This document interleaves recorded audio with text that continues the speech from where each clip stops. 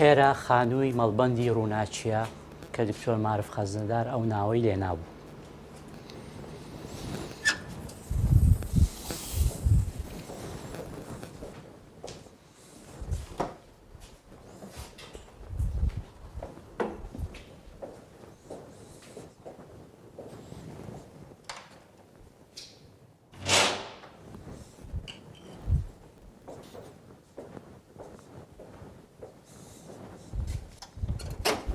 ماڵ و ئەرشیف و نامەخانەی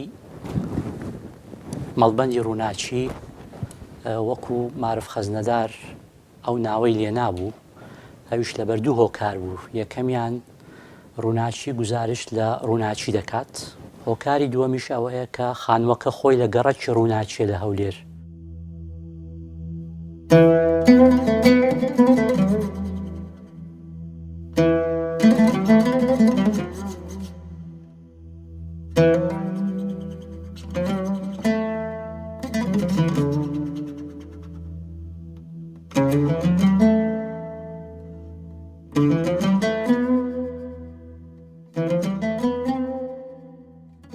معروف لمكتب أو يم في دوب ولا كلام هذا وكات نختك باريس بو يعني لمكتبه لابتدائي وبعرف زور حزيلة أدب ذكر دائما شعري عربي لما ذكر زور ما جابوا تعاوشيني معروف بنا وعاش كبع على الأدب يعني قوي تعاوشين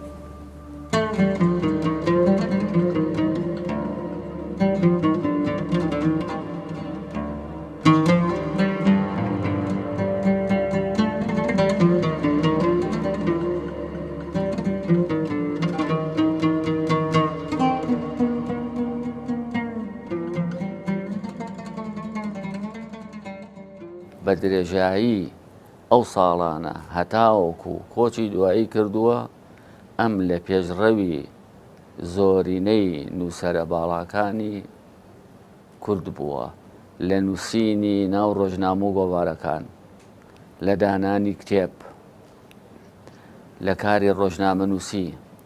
ئەگەر شەرفخانی بتڵیسی شەرفنامەی بۆ هەموو کورد نووسی بێتەوە، معرف خەزنەداریش مێژووی ئەدەبی کوردی بۆ هەموو کورد نووسیوەتەوە.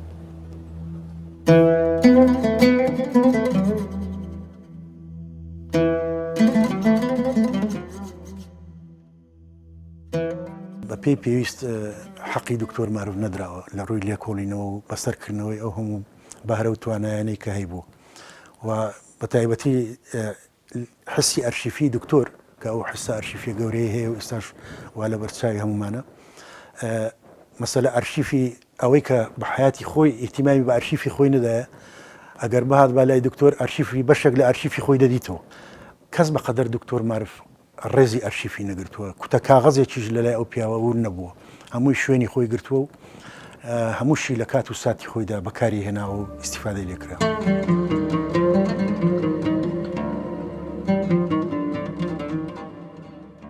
گەورەی معرف خەزنەداری لەوەی بوو لێوڕێژ لە کوردایەتی، مرد لە مەواقف، مرد لە داڵدەکردنی خەڵکانێک، مامۆستایەکی نمونەی تا سەر ئێسقان.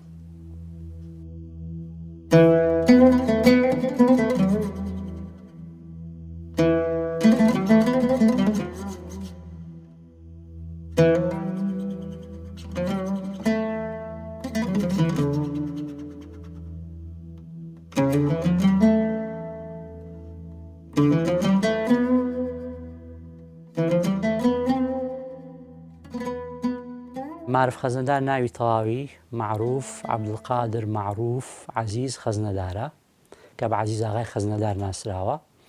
لە 11 ساڵی 1930 لە شاری هەولێر بە وردی لە گەڕەکی سعدوناوە لەدایک بووە. قۆناغی منداڵی هەر لە ئەو شوێنە لە گەڕەکی سعدوناوە بەڕێ کردووە. دیارە یادەوەری منداڵی زۆر بۆ لەو شوێنە بەڕاستی. زۆر باس لەوە دەکا کە ئەو کاتە لە پێش ماڵیان بەستێکە بۆ بەستی هەولێریان پێدەگوت. دیارە وەکو لە یادداشتەکانی خۆشی باس دەکا ئاوێکی زۆر پاک کۆکراوەی ئاوی باران بەوێدا ڕۆیشتە، بۆیە ئەو بەستە با بڵێین وەکو تخوبێک یاخود وەکو سنوورێک بووە بۆ ئەو لە بینی ماڵی باپیری کە لە دیوی گەورەی شاری هەولێر بووە، لە دیوی با بڵێن بازار، لەوێ لە حەسارێک بووینە و ماڵی باپیرم کە باوکی باوکم دیارە دوای لەدایکبوونی باوکم لە ماڵی باپیری ئەو خانوویان دروستکردی لە سعدوناوە، بۆیە مستەڵەح و زاراوەی ئەو بەریبەستەی زۆر بەکارهێناوە باوکم بەڕاستی.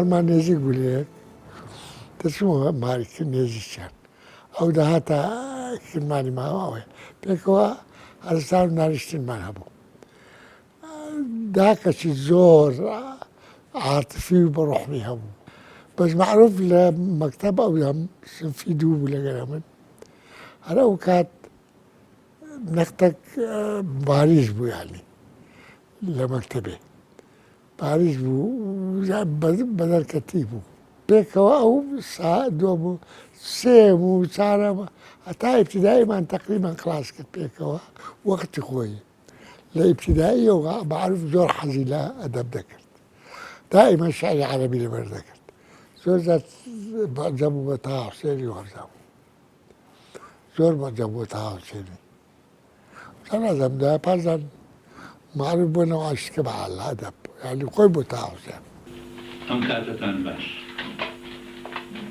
چارەنووسی من و ئێوە دەبێ ڕەنگدانەوەی چارەنووسی نەتەوەکەمان بێت چونکە ئێمە هەمومان یەکێکین هەمومان یەکێکین و کوردمان پێدەڵێن. ساڵی 1943 لە پۆلی شەشەمی سەرەتایی دەرچۆ بۆ پۆلی یەکەم پات شعرێکی ئەحمەد موختار جافی هێناوە لەو تەمەنەکەما کردوێتی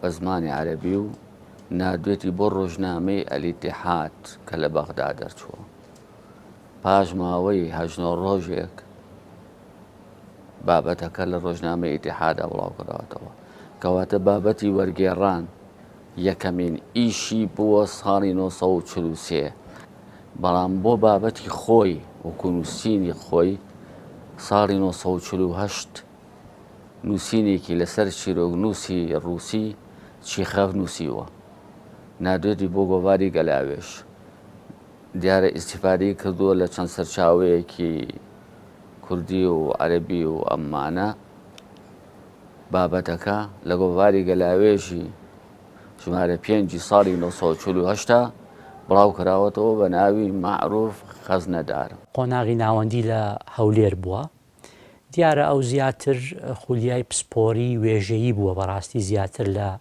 بابەتە زانستیەکان و ئەو کاتەش دیارە بەشی وێژەیی یاخود بەشی ئەدەبی لە هەولێر نەبووە بۆیە ناچار هەرچەندە تەمەنیشی گەورە نەبووە ئەو کاتە بۆ پۆلی چوارەمی ئامادەیی بە ناچاری چۆتە شاری کەرکووک لەبەرەوەی لەوێ بەشی وێژەیی هەبووە دواتر دیسان هاتۆتەوە هەولێر و قۆناغی ئامادەیی لە هەولێر تەواو کردووە.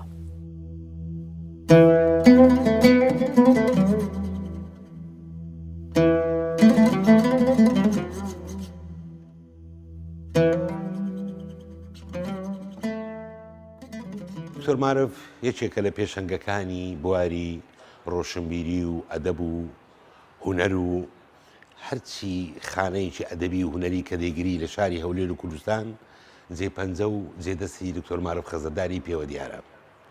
ئەو پیاوە بە هەموو ژیانی خۆی ماڵەکەی ساڵۆنێکی ئەدەبی زۆر گەورە بوو چ ئەو کاتێک کە لە بەغدا بوو چ ئەو دوایی کە کۆتاییەکانی ژیانی هاتەوە شاری هەولێر چەندنەوەیەکی گەورە لە چیرۆکنووس لە نووسەر لە شاعیر لە لێکۆڵەرەوە لەسەر دەستی ئەو زاتە پەروەردە بوون.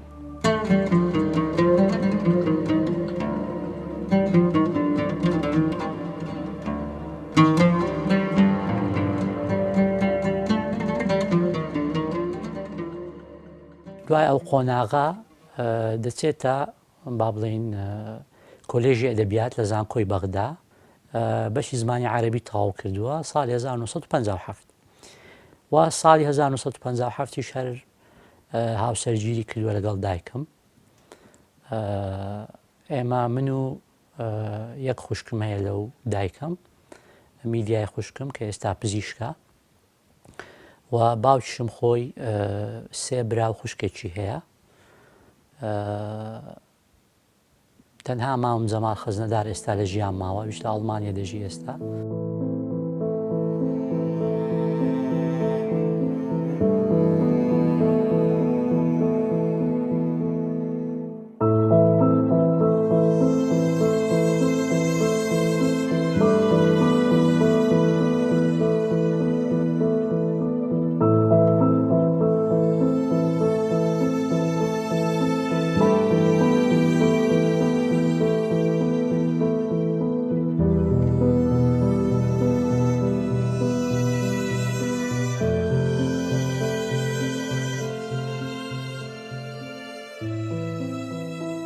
وڵای ئەمێن ئەوە سەردەمی گەنجاتیمان پێکواررا من هەردووکمان دەتوان برێم لە ناخۆشی ڕابوارد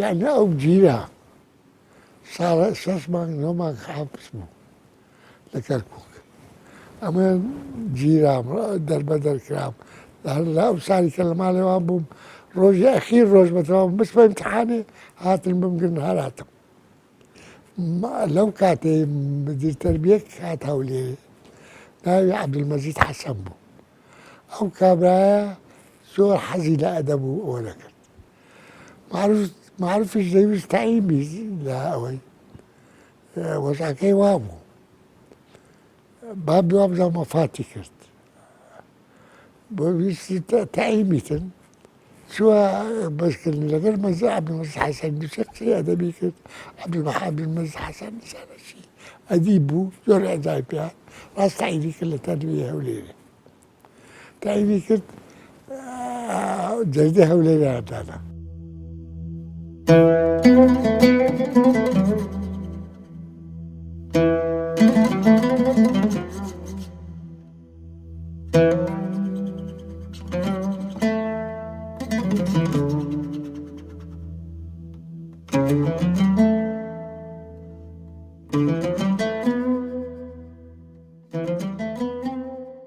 لە ساڵی 1950 لەگەڵ کۆمەڵێک لە هاوڕێیان و لەوانە شێخ مارفی بەرزنجی ئەوانە گۆڤاری شەفەق دەردەکەن لەوێ ئەو کاتە و ئەو دەستێکی باڵای هەیە بۆ بەڕاستی لە دەرکردنی ئەو گۆڤارە لە ماڵی باپیرم لە تەیراوە کە من منداڵ بووم و ئەو شتانم زۆر لە یادەوەریمدا ماونەتەوە باسی باوکی دکتۆر معروف و دایکی دکتۆر معروف و ئەوانەیان زۆر دەکرد و زۆر بەڕێز و خۆشەویستیەوە لە یەکتر دەدوان و تێکەڵاوێکی زۆریش لە بینیاندا هەبوو بۆیە هەموو جار جۆم لەوەی دەبوو کە دکتۆر معروف لێرە نییە لە بۆ خوێندنێ چوویتە دەرەوەی وڵات.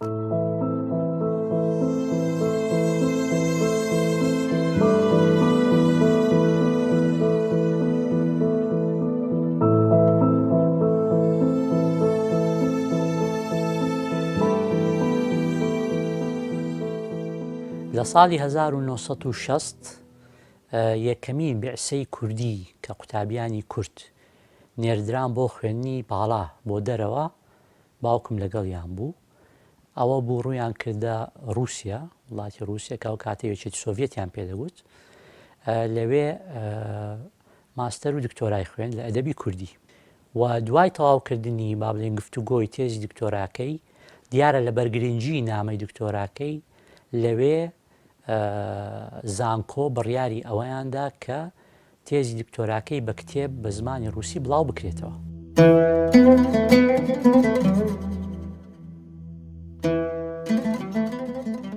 ئەو کاتێک کە لە یەکێتی سۆڤێت بوو لەوێ باوکم دۆزینەوەیەکی زۆر گرنگی بەڕاستی بەدەستێنا ئەویش دۆزینەوەی ژمارەی یەکەمی ڕۆژنامەی کوردستان بوو ئەوەی ساڵی 1998 مقدار مەدحەت بەدرخان دەری کردبوو. ڕاستە با بڵێن دەزانرا کە ئەوە یەکەمی ڕۆژنامەی کوردیەوەیە، بەڵام ژمارەی یەکەم ون بوو بزر بوو. ڕۆشنبیرانی کورد ئاگاداری ئەو ژمارەیە نەبوون بەڕاستی. لە ساڵ 1968 لەوێ مژدەی دۆزینەوەی ژمارەی یەکەمی ڕۆژنامەی کوردستانی بە ڕۆشنبیرانی کورد گەیاند و هەروەها ئەو کاتە پێشنیاری ئەوەی کرد کە 22 نیسانی هەموو ساڵێک کە با بڵێن ڕۆژی دەرچوون یەکەمی ژمارەی ڕۆژنامەی کوردستانە بکرێتە زەژنی ڕۆژنامەگەری کوردی.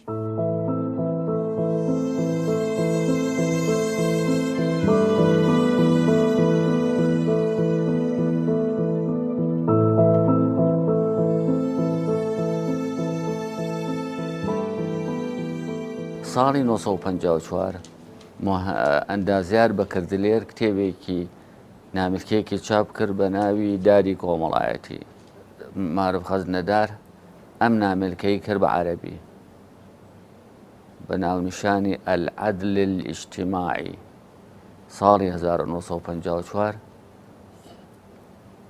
بە چاپی گەیان، کەواتە یەکەم نووسینی یەکەم بابەتی تەرجەمەیە، دووەم بابەتی هی خۆیەتی، سێهەم بابەتیشی تەرجەمەیە.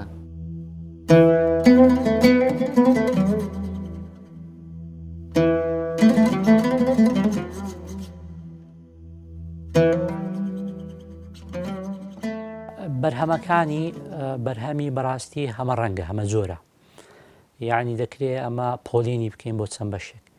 لەوانە بەرهەمی ئیبداعی ئەدەبی هەیە داهێنان، وەکو نووسینی چیرۆک دەستێکی باشی هەبووە لە نووسینی چیرۆک. بەڕاستی باوکم یەکەمین کۆمەڵە چیرۆکی بە ناوی ئەڵەمان کوردی چاپ کردووە کاتی خۆی. جگە لەوە کۆمەڵێک کتێبی تریشی هەیە لە مەجای چیرۆک، لەوانە بووکە شوشە کە چیرۆکێکی درێژە، ناچێتە قالبی ڕۆمان، بەڵام چیرۆکێکی درێژە باس لە با بڵێن ژیانی رووسیا دەکا ئەو چیرۆکەی. بابەتێکی تری دەربارەی لێکۆڵینەوە و دیراساتی ئەدەبیە، لێکۆڵینەوەی ئەدەبی کە ئەوەش دیارە یەکێک لە کتێبە هەرە گرنگەکانی بریتە لە مێژووی ئەدەبی کوردیەکەی کە حەوت بەرگە.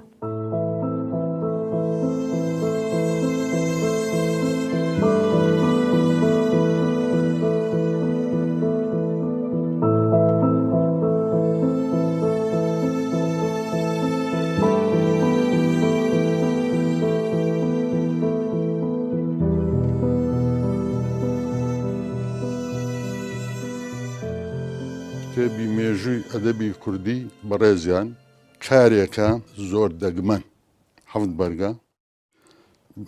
ئەو ئیشە تەنیا بە جەنابی مامۆستا نەبە بە کەس نەدەکراویشە. بەڕاستی دنیای ئەدەبیاتی کوردی زیندی کردیتەوە. دوو هەر لەبەر حەزمەکەی ئەو معلوماتی کە بەڕێزیان تەرحی کردێ لە ناو کتێبەکان بە شەیری خودای زۆربەی زۆریان هەر ناویانی جێلێ نەبوو.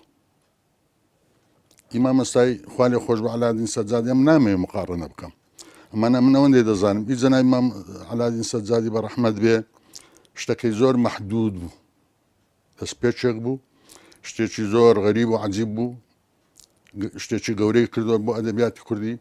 ئەمان ئەوەی جەنابی ئیمام مەستای خوا لێ خۆش بمان دکتۆر مارفی تەواوی کرد بە شێوەیە شوا وەکو گوتم بۆتە لووتکەیەک سەردەمانێک دەور دەکاتەوە. خوێندەوارەکانمان ئێستا ناوی ئەو کەسانێ جێ لێبوو نەدەزان. حەو بەرگ مێژووی ئەدەبی کوردی چاپ کرد کە باشترین مێژووی ئەدەبی کوردی. دوای ئەوەش یادداشتەکانی بە ناوی ڕۆژگاری من لە سەرەتاوە هەتاوەکو ئەو کاتەی کە کۆتایی پێهێناوە و بەم شێوەیە دکتۆر مارف حەزەکەم ئەوەش بڵێم یەکێکە لە چیرۆک نووسە باشەکانی کورد. ئەم لە پێشڕەوی زۆرینەی نووسەرە باڵاکانی کورد بووە لە نووسینی ناو ڕۆژنامە و گۆڤارەکان، لە دانانی کتێب، لە کاری ڕۆژنامە نووسی. ئەگەر شەرفخانی بتڵیسی شەرفنامەی بۆ هەموو کورد نووسی بێتەوە معروف خەزنەدارێک مێژووی ئەدەبی کوردی بۆ هەموو کورد نووسیوەتەوە.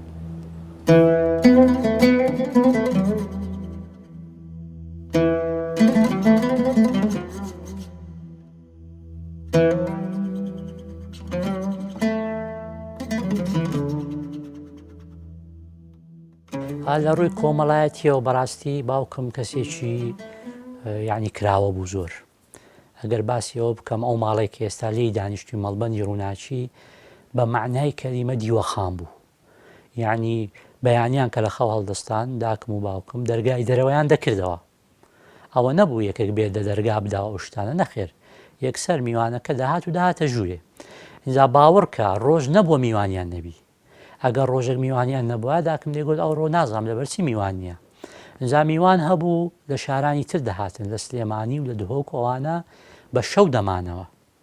یعنی چەند شەو لە ماڵی ئێمە دەمانەوە. ینی بەڕاستی نامەوێت لێرە ڕۆڵی دایکیشم لەو بوارە پشتگوێ بخەم لەبەرەوەی داکەم دەورێکی ڕۆڵێکی زۆر گرنگی هەبووە لەوەی کە معروف خەزنەدار دروست بووە.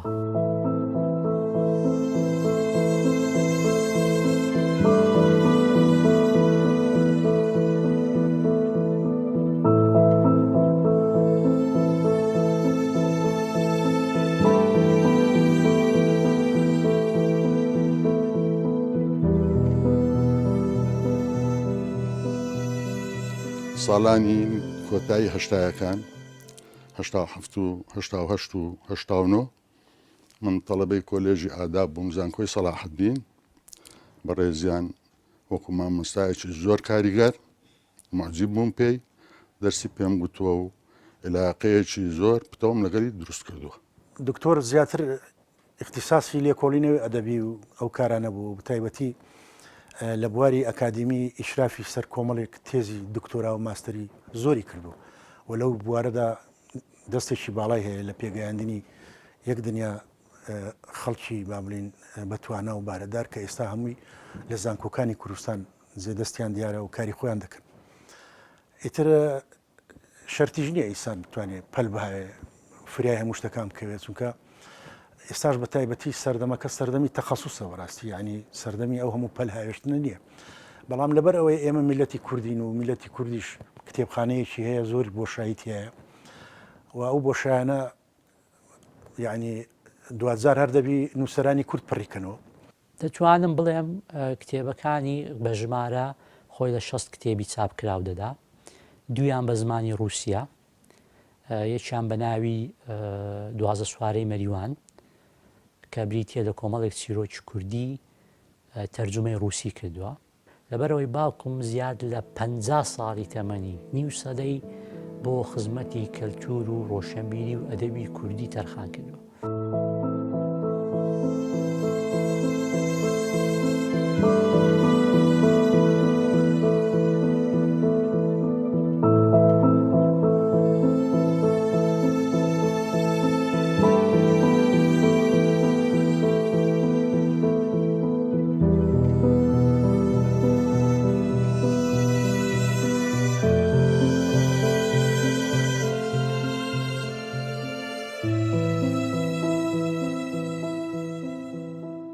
زۆر جار ڕەنگە لەبەر باری تەندروستی ئەو نەی دەتوانی بستە زانکۆ بۆیە داوای لە قوتابیان دەکرد کە بێنە ماڵەوە لێرە لە ناو ئەو کتێبخانەیە دادەنیشتن و دەرسی بۆیان شەڕح دەکرد و سوودیان لەسەر چاوەکانی ناو کتێبخانەکە وەردەگرت و کاتێک ینی با بڵێن پڕ لە زانستیان بەڕاستی بەڕێ دەکرد لێرە تاوەکو ئەوە بوو لە دوا ساتەکانی با بڵێن ژیانی تووشی هەندێک با بڵێن تەنگ و چەڵەمەی یاخود گیر و گرفتی تەندروستی بوو. ئەو بوو لە 25 ساڵی 2010 کۆچی دوایی کرد لە گۆڕستانی چراغ لە هەولێر نێژرا.